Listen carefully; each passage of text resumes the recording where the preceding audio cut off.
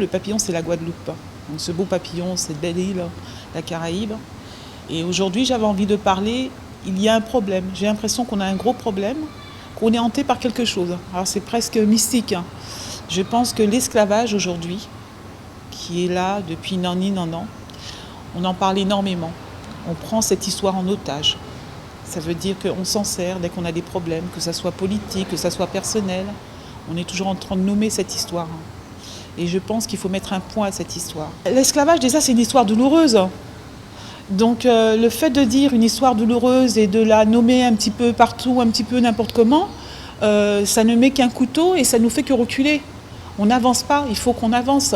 Et donc je dis, c'est comme une histoire d'amour. Quand vous avez une histoire d'amour et vous avez un échec, vous n'avez pas envie de continuer. Donc vous mettez un point à cette histoire et vous avancez. Donc je pense que l'esclavagisme, c'est exactement pareil. Je pense qu'il y a eu assez de souffrance et que maintenant il faut qu'on ouvre nos yeux, il faut qu'on aille de l'avant. On devrait se tenir un peu plus dans la main par la main, avoir un peu plus d'humanisme, s'entendre, se comprendre, s'écouter.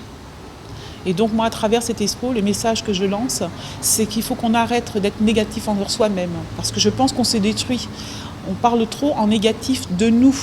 C'est pas l'autre qui parle en négatif, c'est nous qui parlons de nous en négatif. Nous avons plein d'artistes, nous avons plein on va dire de grosses têtes ici dans la Caraïbe. Et il suffit d'écouter, d'entendre, et on va les entendre. Si on est négatif, on ne les entendra pas. Il faut du positif.